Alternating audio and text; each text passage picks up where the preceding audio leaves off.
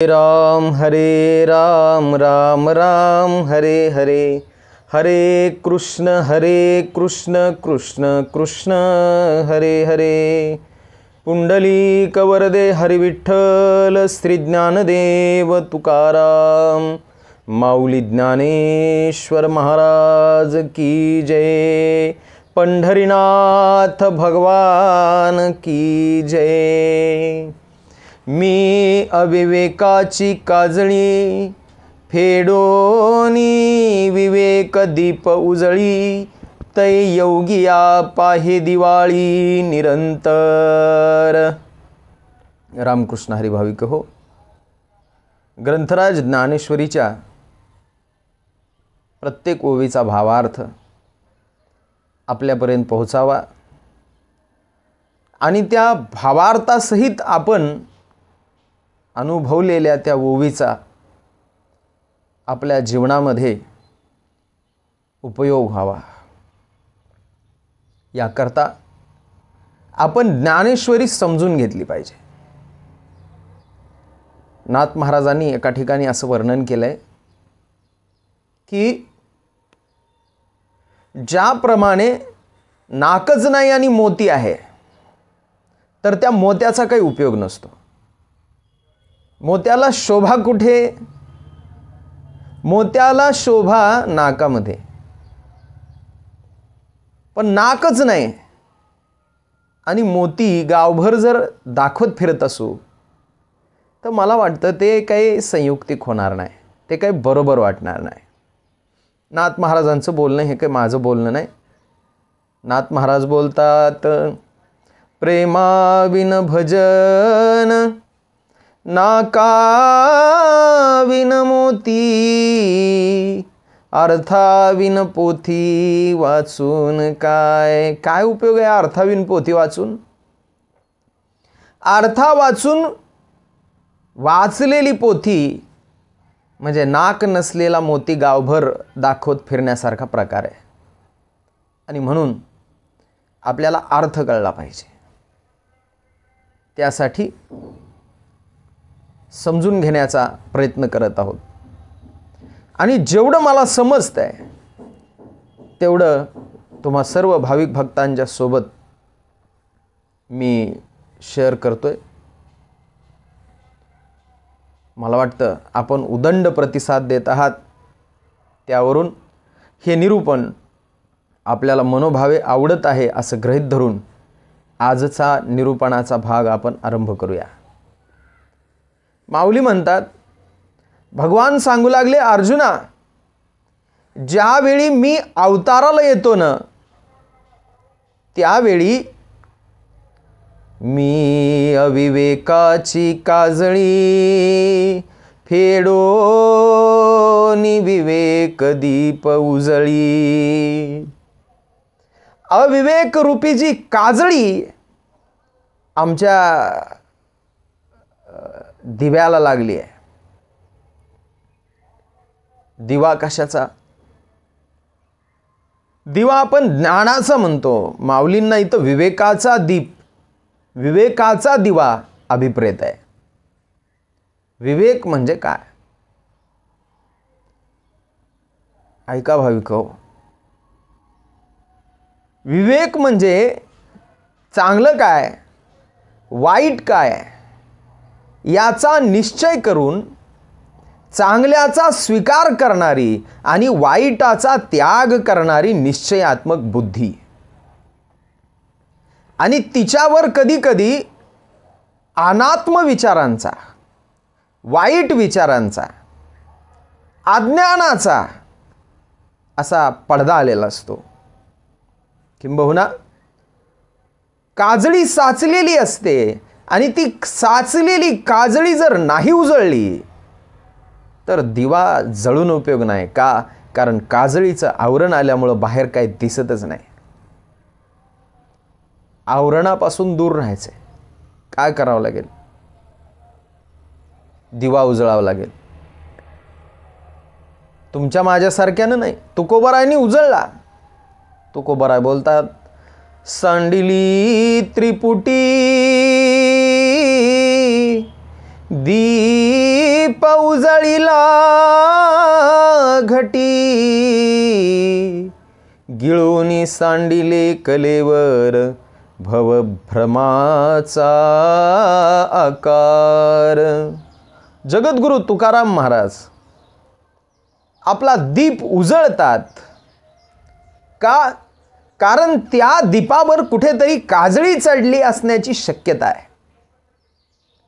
आणि म्हणून भगवान म्हणतात, ज्या ज्या वेळेला मी इथं येतो त्या त्या वेळेला अविवेकाची जी काजळी आहे, विवेक दीपाला लागलेली, ती काजळी मी उजळवतो. आणि ज्यावेळी ही काजळी उजळली जाते त्यावेळेला योगी लोकांना असं वाटतं जणू काही आता आमची दिवाळी आलेली आहे. भगवान पुढे अर्जुनाला काय सांगतात बघा. स्वसुखे विश्व कोंदे, धर्माची जगी नांदे, भक्ता निघती दोंदे सात्विकाची. माऊली चिंतन करतात, जग स्वसुखे कोंदे, स्वसुखानं जग भरून जातं. जगामध्ये सुखाची भरती येते, सुखाला स्फुरण चढतं, स्फुरण. पुढे माऊली म्हणतात, धर्मची जगी नांदे. जगामध्ये फक्त धर्म नांदतो, कारण अधर्माला भगवान संपवण्याकरताच येतात. अधर्माचा पराजय करण्याकरता भगवंताचा अवतार असतो. भगवंत त्या अधर्माचा नायनाट करतात आणि जगामध्ये जणू धर्मच नांदतो. भक्ता निघती दोंदे सात्विकाची. आणि भाविक फक्त जे आहेत का नाही, सात्विक भावानं त्यांचं अंतःकरण भरतं. सात्विक भावानं त्यांचं अंतःकरण फुगून अगदी परिपूर्ण झाल्याचा अनुभव, परिपूर्णतेची अनुभूती सात्विक अंगानं त्यांना प्राप्त होते. पुढे भगवान काय बोलतात बघा. तै पापाचा चळू फिटे, पुण्याची पहाट फुटे, जै मूर्ती माझी प्रगटे, पंडू कुमारा. हे पंडू कुमारा, अर्जुना ऐक. त्यावेळेला काय होतं सांगू तुला. तै पापाचा आचळू फिटे. त्यावेळेला अर्जुना पापाचे पर्वतच्या पर्वत, पापाचे पर्वतच्या पर्वत जे आहेत का नाही, ते पर्वत नाहीसे होण्याचं कार्य त्यावेळेला होतं. पुढे पुण्याची पहाट फुटे. पुण्याला जणू काय पापरूपी रात्र संपते आणि पुण्याची आल्हाददायक पहाट त्यावेळी फुटते. आणि पहाटेचा किलबिलाट एकदा सुरू झाला की वातावरण आनंदानं भरून निघतं. अर्जुना, त्याप्रमाणे मी आलो की या धर्तीवरचं वातावरण आनंदानं फुलून जातं. आनंदाला बहर येतो, किंबहुना आनंदही आनंद होऊन जातो. आनंदालाही आनंद होतो. कधी? जय मूर्ती माझी प्रगटे पंडू कुमारा. हे पंडू कुमारा, ज्या वेळेला माझी मूर्ती या ठिकाणी प्रगट होते, मी अवताराला येतो, त्या वेळेला या धरातलावर असं वातावरण तयार होतं. पुढे म्हणतात, ऐसिया काजा लागी अवतरे मी युगायुगी, परी हेची ओळखे जो जगी तो विवेकिया. विवेकी कुणाला म्हणावं अर्जुना? ऐक. विवेकी त्याला म्हणावं जो हे परिपूर्ण जाणतो की मी अशा कारणासाठी, अशा प्रयोजनासाठी, कशा प्रयोजनासाठी? ती वेळी अज्ञानाची अंधकारे गिळो निघाली. ज्यावेळी मी अज्ञानाचं अंधार नाहीसा करतो आणि अज्ञानाचा अंधार नाहीसा करून जगातामध्ये ज्ञान प्रकाश पसरवण्याकरता मी इथं येतो, हे ज्याला कळतंय तो विवेकी. इथं आल्याच्या नंतर अधर्माचा पराभव करण्याकरता मला साधूची बाजू घ्यावी लागते, हे ज्याला कळतंय तो विवेकी. इथं आल्याच्या नंतर अधर्माचा पराभव करण्याकरता दैत्यांचा मला संहार करावा लागतो, हे ज्याला कळतंय तो विवेकी. विवेकाची व्याख्या किंबहुना विवेकी पुरुषाची व्याख्या ज्ञानोबरायांना इथे ही अभिप्रेत आहे. पुढे ज्ञानोबराय भगवान काय बोलतात बघा. जन्म कर्म च मे दिव्यम एवं यो वेत्ति तत्वतः त्यक्त्वा देहं पुनर्जन्म नैति मामेति सोऽर्जुन. माझे अजत्व जन्मणे अक्रियताची कर्म करणे हे अविकार जो जाणे तो परममुक्त. परममुक्त कोण होतो? भगवान चिंतन करतात, भगवान सांगतात परममुक्त तो होतो जो माझं आजत्व, मी आजत्व आहे, मी आज आहे, मी अजन्म आहे तरी पण जन्माला येतो, का येतो, कसा येतो याची ज्याला जाणकारी आहे. मी अकर्मा असून सुद्धा कर्म करतो, अकर्ता आहे, काही करण्याची गरज नाही तरी सुद्धा कर्म कसा करतो हे ज्याला कळतंय तो परममुक्त. पुढं अजून एक लक्षण सांगितलं, हे अविकार जो जाणे. कसा जाणतो? अविकारीपणाने हे सगळं जाणतो तो परममुक्त आहे, असं या ठिकाणी भगवंत चिंतन करतात. पुढे भगवान म्हणतात, तो चालिला संगेन चळे देहीचा देहा ना कळे मग पंचत्वी तव मिळे माझ्याची रूपे. तो माझ्या रूपामध्ये येऊन मिळतो वा, पण कसा?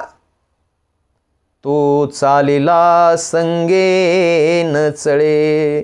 जो व्यवहारामध्ये, जो जगत असताना, जो चालत असताना संगी न चळे, आसक्तीनं तो चालला नाही पाहिजे. त्याची बुद्धी भ्रमित झाली नाही पाहिजे, कारण बुद्धिभ्रमाची सुरुवात आसक्तीपासून होते.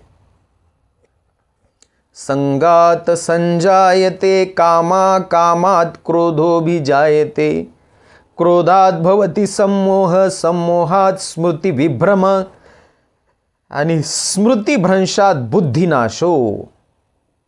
ही श्रृंखला आहे. मग कोण रूपामध्ये येऊन मिसळतो? जो चालिला संगे न चळे, जो व्यवहारामध्ये आसक्तीला बळी पडत नाही, जो संसारामध्ये जीवन जगत असताना आसक्तीच्या पाशामध्ये बांधला जात नाही, किंबहुना आसक्ती ज्याला बाधक नाही, तो पुढे देहीचा देहा ना कळे. या देहामध्ये राहून सुद्धा देहाच्या बंधनामध्ये जो सापडत नाही, देहाच्या बंधनाला जो आकळला जात नाही तो. आणि पुढे काय बोलले बघा, मग पंचत्वी तव मिळे माझाची रूपे. मग यथाकाळ तो मनुष्य मृत्यू पावल्याच्या नंतर भगवान सांगतात माझ्या स्वरूपामध्ये आणि येऊन मिसळतो. वितराग भय क्रोधा मन्मया मामुपाश्रिताः बहवो ज्ञान तपसा पूता मद्भाव मागताः. इरवी परापरन सोचिती जे कामना शून्य होती वाटा केवेळी न वचती क्रोधाचिया, क्रोधाच्या वाटेला कोण जात नाही याचं चिंतन भगवंत इथं करतात. भगवंत म्हणतात एरवी परापर न सोचिती, जो आपल्याबद्दल किंवा दुसऱ्याच्या बद्दल कधी खेद करत बसत नाही. कलियुगामध्ये माणसं स्वतःच्या सुखदुःखापेक्षा दुसऱ्याचा विचार करून जास्त दुःखी आहेत बरं का. दुसऱ्याच्या दुःखानं दुःखी होत असेल तर एका अंगानं बरं दे, संवेदनशील मनुष्य आहे असं म्हणता येईल. किमान अपकीर्तीला तरी तो कारणीभूत ठरायचा नाही. पण दुसऱ्याच्या सुखानं जाळून घेऊन जो दुःखी आहे ना, त्याच्यासारखा दळभद्री या थरातलावर दुसरा कोणी नाही. का? त्याचं कारण आहे, ना स्वतःच्या सुखाची अनुभूती अनुभवायची आहे, ना स्वतःच्या दुःखाची अनुभूती अनुभवायची आहे. फक्त दुसऱ्याच्या सुखदुःखानं आपल्या स्वतःच्या चित्तामध्ये द्वंद्व वाढवायचं आहे. आणि त्या द्वंद्वामधून दुजे जव जव घडे तव तव संसार भये जोडे. ती भीती अंतकरणामध्ये साठवायची आहे आणि आयुष्याचा नाश करायचा आहे. काय अभाग्य आहे. म्हणून ज्ञानोबरायांनी सांगितले, बाबा क्रोधाच्या वाटेला जायचं नसेल ना तर आप किंवा पर याविषयी सोच करायचं काही कारण नाही, याविषयी शोक करायचं काही कारण नाही, दुःख करायचं काही कारण नाही, करू नये. पुढे माऊली म्हणतात, जे कामना शून्य होती. कामना शून्य म्हणजे निष्काम. काम करत असताना ज्यांच्या अंतकरणामध्ये ते काम करण्यासाठी कुठली लालसा नाही, कुठली कामना नाही, त्याला काम शून्य असं म्हणावं.